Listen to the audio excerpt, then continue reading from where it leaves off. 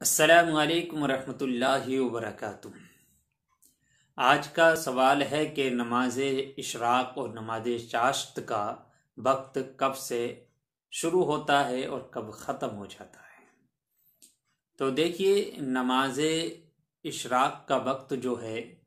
وہ سورج نکلنے کے 20 منٹ بعد شروع ہوتا ہے، یعنی ادھر نماز فجر کا وقت ختم ہوا،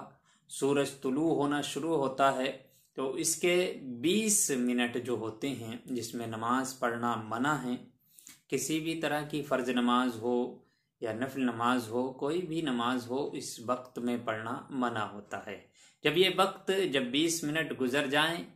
اور تو فوراً اس کے بعد میں نماز اشراق ادا کر سکتے ہیں۔ نماز اشراق کے بعد میں کچھ دیر ٹھہریں اور سورج تھوڑا بلند ہو جائے تو اس کے بعد نماز چاشت ادا کر سکتے ہیں، یعنی سورج تھوڑا بلند ہو کہ آپ اس کی طرف، سورج کی طرف دیکھیں تو آپ کی نظر فوراً نہ ٹک پائے، اتنا بلند ہو جائے تو اس کے بعد میں آپ نماز چاشت ادا کر سکتے ہیں۔ ان دونوں کا وقت ختم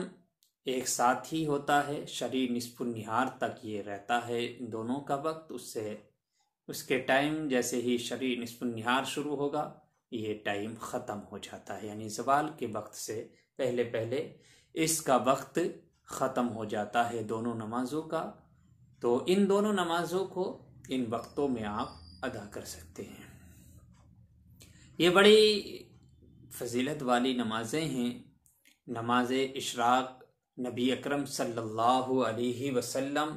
نے اس کے بارے میں فرمایا کہ جو شخص فجر کی نماز و جماعت ادا کرے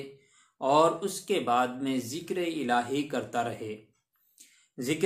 کرتا رہے یہاں تک کہ آفتاب بلند ہو جائے، یعنی 20 منٹ گزر جائیں، اس کے بعد یہ 2 رکعتیں